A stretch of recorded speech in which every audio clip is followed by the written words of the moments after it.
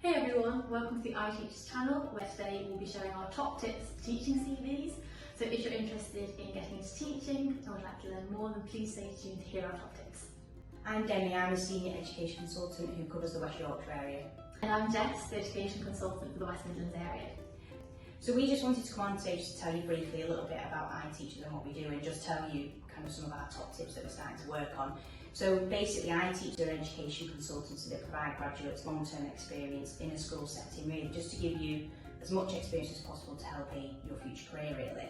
So we just wanted to start telling you a bit of our top tips, starting today with CVs and its profile. Now, just before we touch upon the CV itself, I just wanted to tell you a bit about that profile. So Jess, would you mind telling us what a profile actually is, just to start off with? Of course. The profile is the first paragraph of the CV, and it's a lovely opportunity for you to tell them about yourself and to give the reader a sense of who you are and your enthusiasm for working in education and why you'd be great in a teaching role. So it should take about 200 to 400 words at the top of the CV.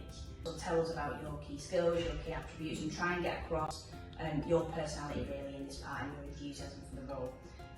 Secondly, we want to hear a little bit about why you want to work in a school setting. So tell us, is it teaching that you want to go into? Perhaps if you're a psychology grad, do you want to maybe go down the education or clinical psychology route? Do you need experience before you do that? So make sure you just kind of give us a reason as to why you want to do it. Thirdly, tell us a little bit about kind of your experiences that you've already got, and make sure if you've got any, just to give some specific examples. So you may have done tutoring, you may have done mentoring at university, you may even have done some of that babysitting. So just tell us what you think your relevant experience is and give us examples.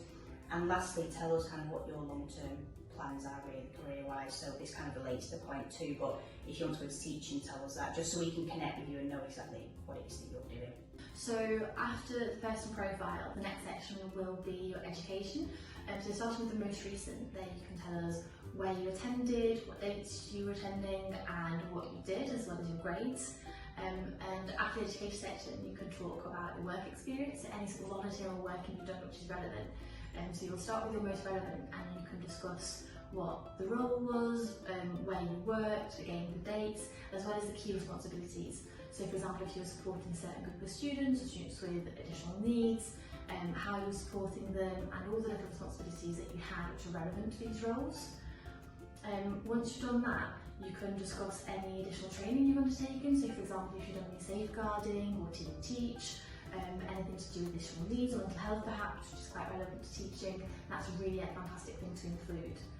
What would you include after that, Debbie? I would say probably core skills, so make sure you kind of put in your key attributes on there. So if you've done additional courses, maybe languages, maybe sports, maybe volunteer work, just put on there what you think your core and key skills are.